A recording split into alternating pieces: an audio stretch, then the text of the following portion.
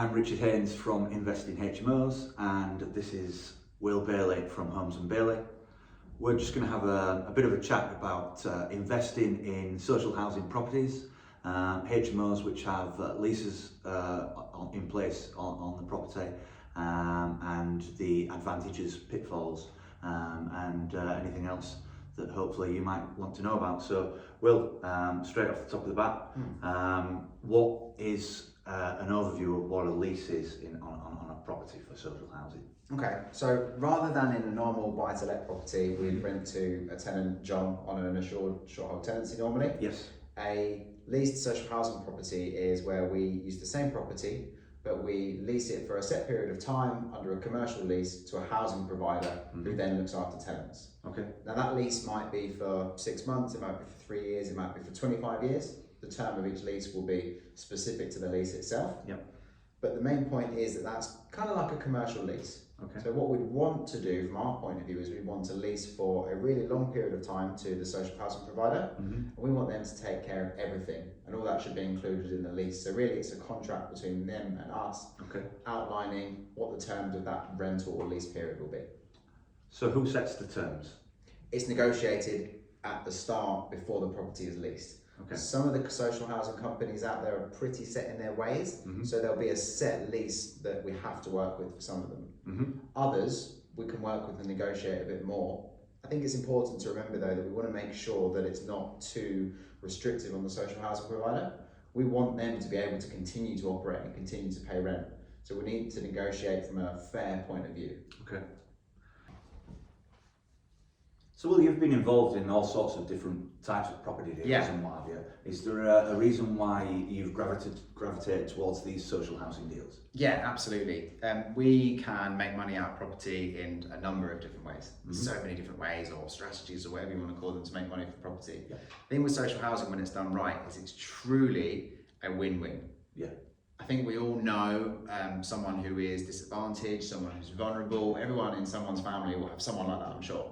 It only takes you to drive through any town or any city in the country and you will see more and more and more homeless people out there. The solution for social housing and supported living investment is providing, at its simplest form, providing a safe, warm home and support for those people that really, really need it, but we get to make money out of it at the same time. It's like having, it's kind of like getting paid to give to charity, in effect, okay? Like conscious capitalism, if you want. It's the ability to deliver a really good solution, try and deliver a really good solution when it goes well, to homelessness, to vulnerable people of all shapes and sizes, and get paid really well to do it. The fact is, we actually get, from our point of view, compared to what we normally do, we get a better net return, cash on cash, from investing in social housing than we would investing in other things. So for us, it suits us in that way anyway, even if it didn't have the win-win feeling to it. The fact it has that win-win feeling to it and you have a feel-good factor at the same time is great. When your clients, if they do come up to Durham in the northeast, they can have a look and see how the lives of some of these people have been changed. It's great when you see someone who's gone from being an old drug addict or an old victim of domestic abuse, or someone who's been homeless and they're now back on their feet, they're finding a job, they're looking after themselves, they're looking after a house, and it's just really heartwarming to see that. So the fact we get that lovely feeling and we get to make money, that's why we do it.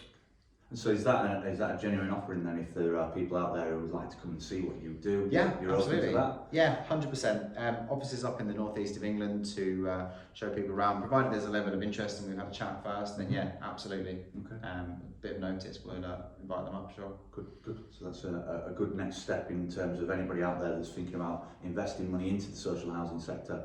There's an opportunity there for you to go up, see up and running properties that are delivering support to people and are giving you, the landlord, a return. Exactly. We'll show how it works, and we'll show the good, the bad, the ugly, and we'll show the process from finding the properties that we've got, properties being developed, the properties leased, some success stories from the people that have been helped from social housing, meet the team that provides care for them, and from there you've seen the whole picture, and if you like it from there, then you're good to go.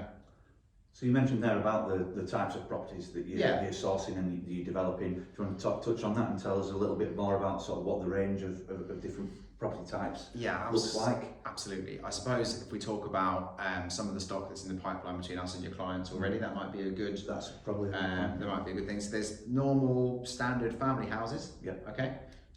These are up in the northeast. These will be anywhere from £80,000 to £100,000. 8 to 10% net yield will be what people will be receiving for these. Okay. There's also one of the clients at the minute is buying some flats from us. That's 2 small right. blocks of flats. That's correct. Those are rented out on a 5-year lease to a different social housing provider. And I suppose there's everything in between those, really. You've got normal family houses all the way up to blocks of And of flats, course, small or large. HMOs. HMOs in the middle, of course. Yeah, it would be remiss of us not to mention those. Absolutely. Being investing in HMOs, Rich.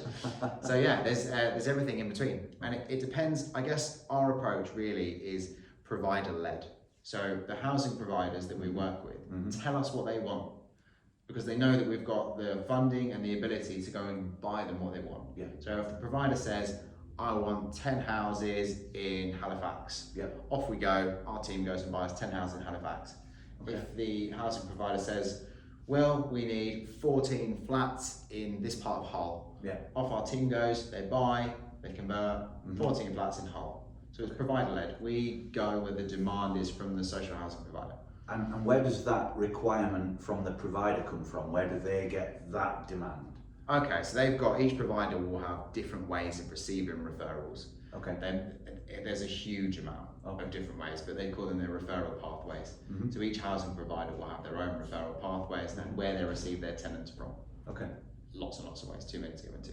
Right. Okay. But obviously you've got that existing relationship with them there. Yes. That they've got a requirement, they know they can come to you and you'll fulfill it. Exactly, and I think that's probably one of the things that we've done well, because we've managed to do such a large volume of these over the last few years. The housing providers that we work with will call us and say what they want because they know we can deliver it, rather than John buying a house and saying, oh, would this work for social housing? Let me ring every social housing provider I can find on Google. Okay. That's an onerous process, and there's a risk of them not actually being suitable. We only buy what's suitable for these social housing providers, so it takes out that risk as well. So why then are you bringing a pipeline of these properties with the social housing leases to the sale market? Is there a reason why? Good question. Number one is we're in business and it makes profit to buy and sell these properties. That's what we're here for on day one. Yeah. Number two, the more we can do, the bigger the solution. There's a load of homeless people out there. There's a load of vulnerable people out there. And one small company can only do so much. But we think that together you're greater than the sum of your parts. Absolutely. So the more of us that can work together to buy more properties, the more impact that we're going to have. And collectively, again, we've also then got more scale. So together, you as one client who wants to buy one particular property can benefit from the scale of hundreds of people who want to buy those properties. Yeah. And it just becomes one moving vehicle, so it tends to just work better like that. Very good. Okay. I'm sure there are people out there that are probably going to have more questions and would like to know more about what you do and how they could explore working with you. So what's the best way for people to get in touch? Well, either they can obviously speak to you, or there is our Instagram, which at the moment is Will Bailey Property, and you can speak to us on there. Or if you speak to either myself, Will Bailey, on LinkedIn, or my business partner, Tim Holmes, on LinkedIn, either of us would be happy to speak to you. Ultimately, what we'd love to do is, for those of you who are actually really interested and almost there but need a bit more before you're ready to go, we'd like to invite you up to the northeast of England. We'd like to show you around. We'd like to show you what's working and let you get to really feel it.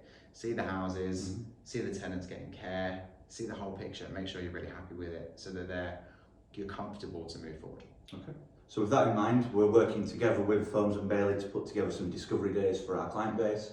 There will be details of that will be coming out to the client base over email and social media channels.